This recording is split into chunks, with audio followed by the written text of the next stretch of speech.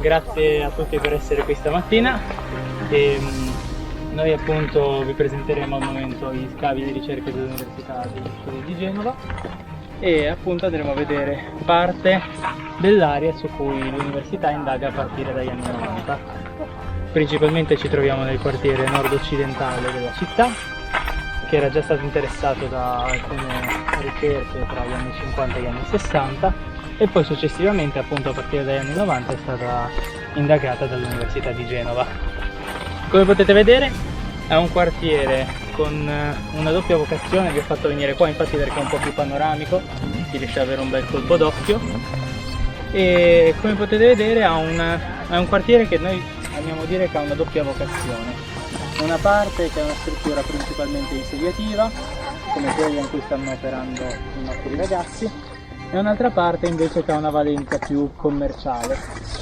Spostandoci a ridosso dello scavo vi posso già dire comunque che alcuni dei punti su cui si è indagati maggiormente sono l'area ora coperta da quella copertura che è la zona delle terme e poi appunto le strutture abitative su cui stanno proseguendo le indagini.